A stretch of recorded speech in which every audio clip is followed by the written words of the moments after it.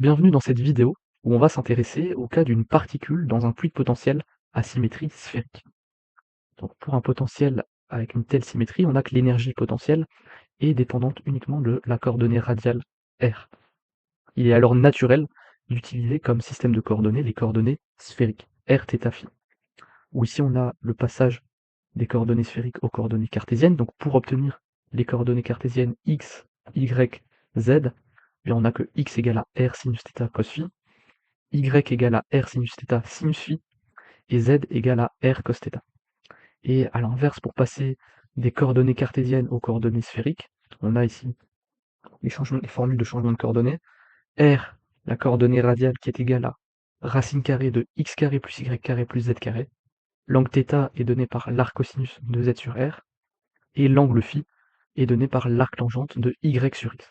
Donc on voit ici sur le schéma qu'une particule m, un point m, peut être décrit en coordonnées sphériques par la coordonnée r qui prend des valeurs comprises entre 0 et plus l'infini, la coordonnée θ, l'angle θ ici, l'angle avec l'axe z, qui peut prendre des valeurs comprises entre 0 et pi, et l'angle phi, ici l'angle azimutal, qui lui peut prendre des valeurs entre 0 et 2π, donc entre 0 et 360 degrés. Dans ces coordonnées, on a que le Laplacien est un peu différent, un peu plus compliqué que sous sa forme donc, en coordonnées cartésiennes. Ici, on a l'expression du Laplacien en coordonnées sphériques, qui est 1 sur r carré dérivé partiel par rapport à r de r carré dérivé partiel par rapport à r de la fonction sur laquelle agit ce Laplacien, plus 1 sur r carré sinus θ dérivé partiel par rapport à θ, de sinus θ dérivé partiel par rapport à θ, plus, ici un troisième terme, 1 sur r carré sinus carré θ, dérivée seconde par rapport à phi. Donc on voit qu'on a un Laplacien en coordonnées sphériques un peu plus complexe, tout simplement le Laplacien en coordonnées cartésiennes qui est tout simplement la somme des dérivées secondes, mais on va voir que ça va simplifier, ça va beaucoup simplifier notre problème qui nous intéresse ici, à savoir celui d'une particule dans un fluide potentiel à symétrie sphérique. Alors on a que l'équation de Schrödinger stationnaire s'écrit comme ceci, en coordonnées sphériques. Donc on a également un truc qui paraît assez complexe. On va chercher des solutions de type séparable, donc psi de rθ phi, qui est égal au produit de trois fonctions, chacune dépendante d'une seule coordonnée, donc le produit de grand R de R, grand θ de petit θ, et grand phi de phi.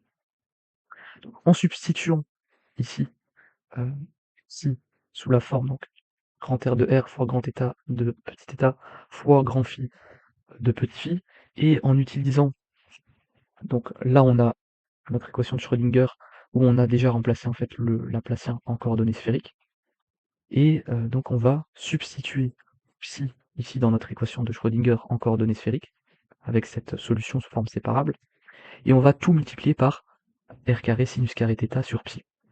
On obtient alors cette expression pour l'équation de Schrödinger stationnaire.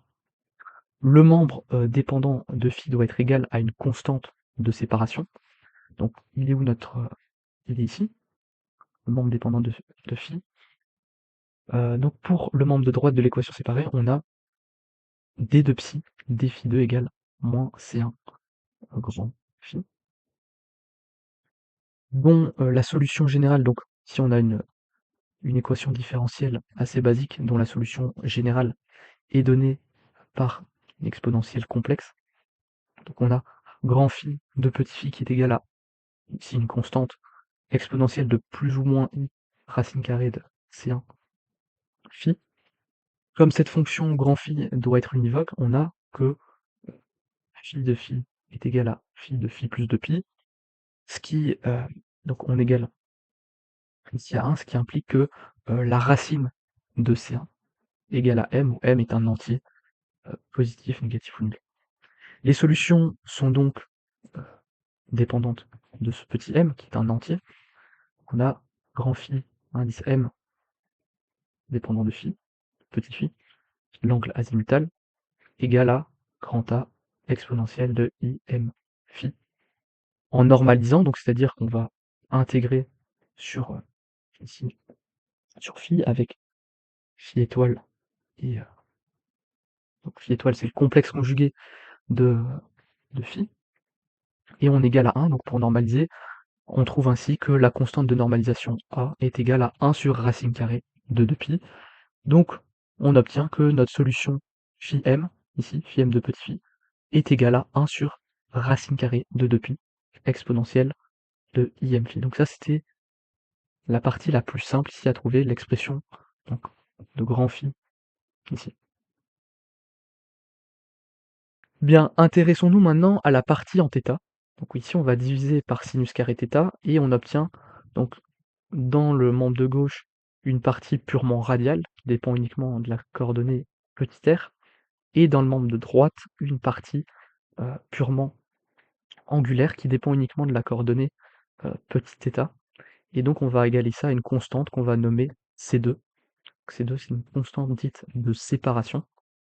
On a 1 sur grand R dérivée totale par rapport à petit r de r carré d grand R dr, plus 2m sur h bar carré r carré fois énergie E moins énergie potentielle égale à 1 sur grand θ sinus petit θ dérivée totale par rapport à petit θ de sinus θ d grand θ dθ plus m carré sur sinus carré θ.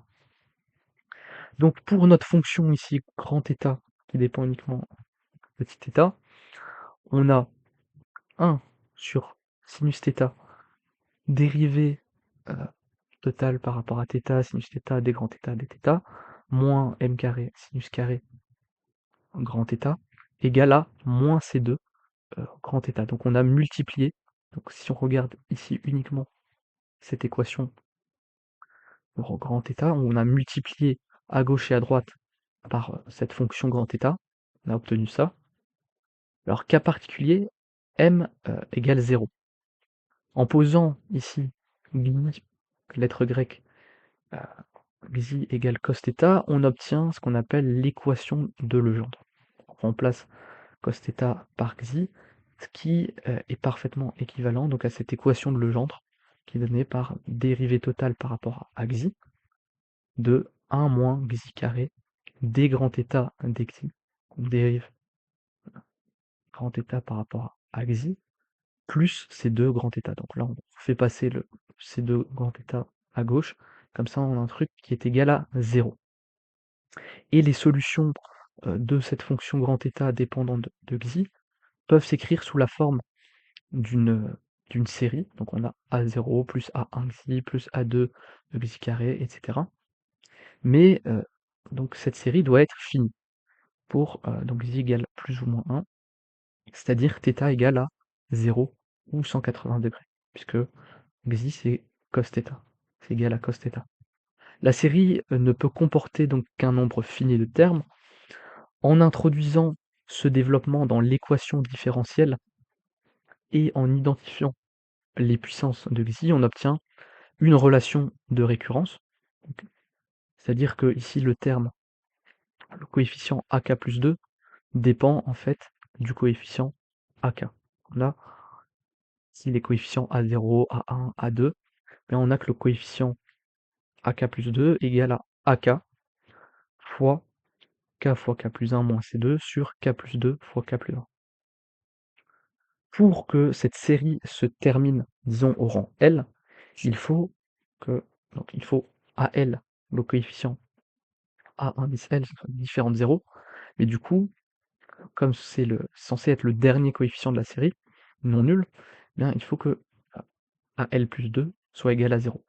Cela impose donc une condition de quantification qu'on a, donc on aura AL plus 2 égale 0, et on trouve ainsi que C2 doit être égal à L fois L plus 1, où L est un nombre naturel.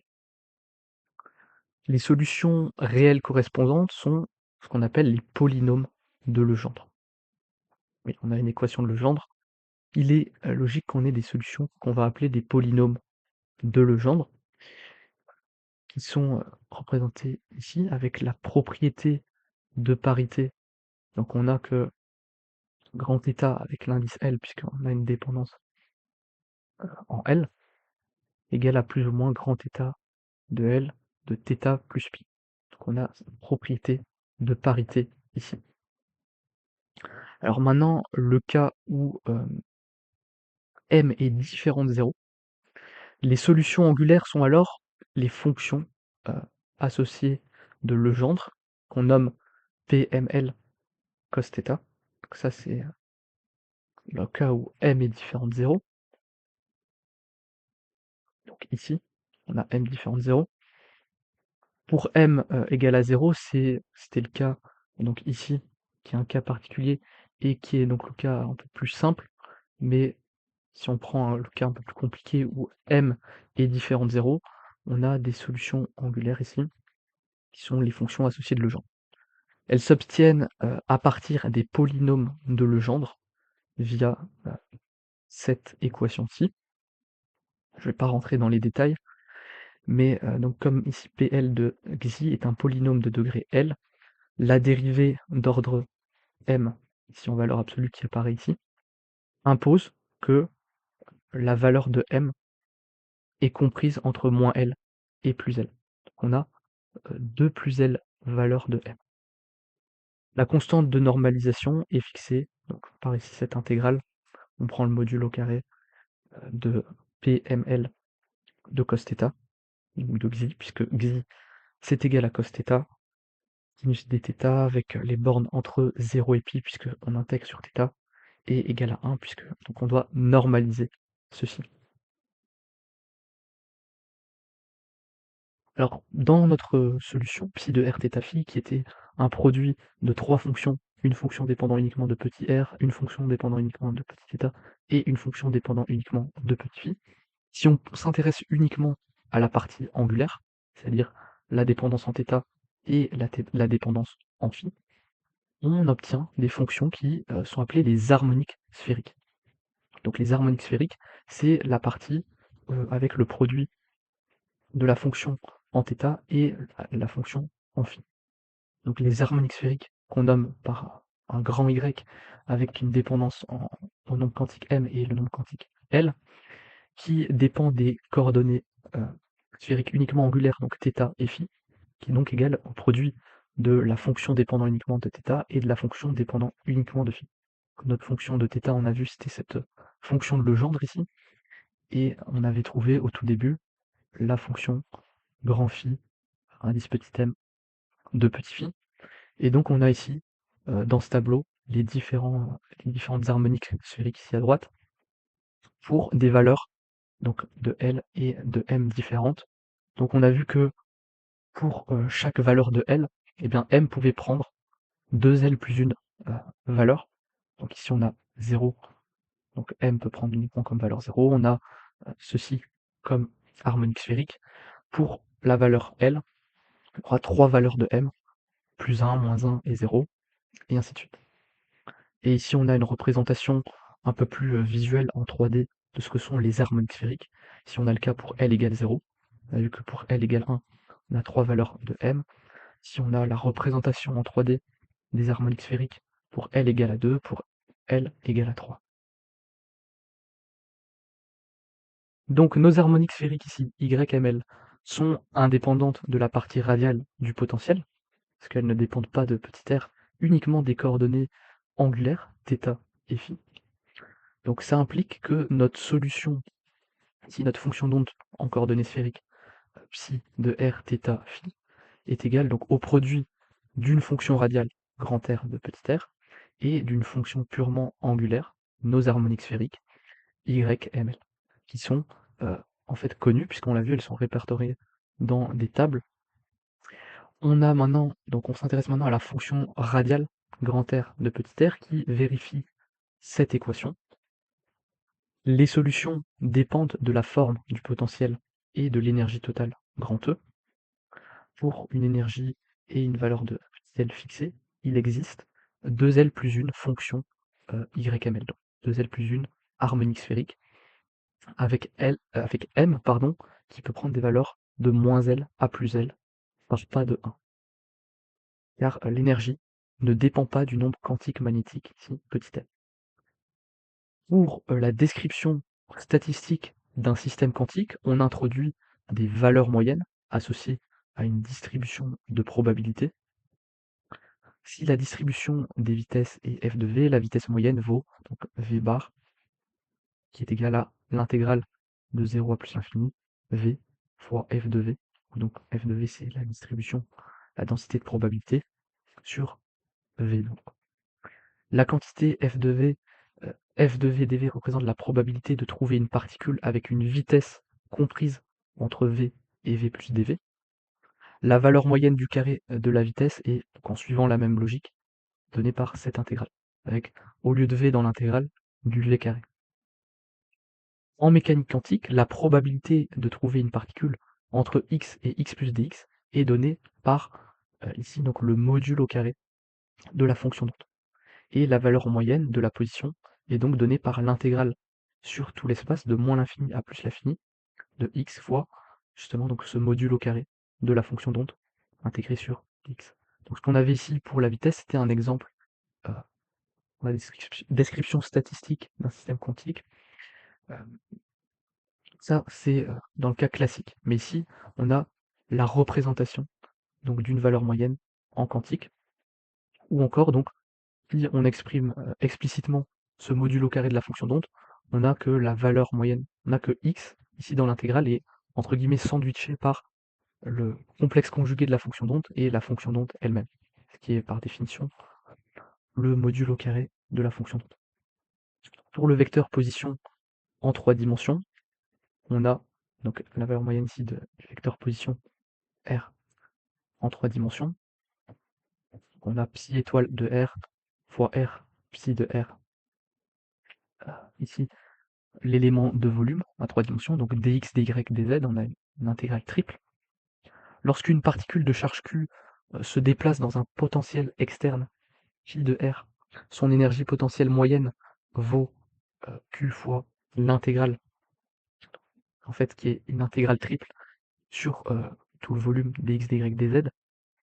La valeur moyenne pour une observable quelconque A, quant à elle, est donnée par eh bien, l'intégrale sur tout l'espace de l'opérateur associé à cette quantité observable A. Donc on a A chapeau ici qui est sandwiché entre psi étoile et psi. Psi étoile, c'est le complexe conjugué de psi, et A, c'est l'opérateur associé à l'observable. Par exemple, encore un autre exemple, pour l'énergie cinétique, on aura donc que la valeur moyenne de l'énergie cinétique est donnée par moins h bar carré sur 2m intégrale sur tout l'espace de psi étoile laplacien psi, puisque on a ici remplacé, donc on a pris l'opérateur associé à l'énergie cinétique, donc moins h bar carré 2m laplacien. C'est donc cet opérateur ici, opérateur énergie cinétique, moins h bar carré sur 2m laplacien. Voilà, c'est donc ici que s'achève cette vidéo concernant la particule dans un fluide potentiel sphérique. Si tu as des questions, n'hésite pas à les poser en commentaire, et je te dis à très vite pour une prochaine vidéo.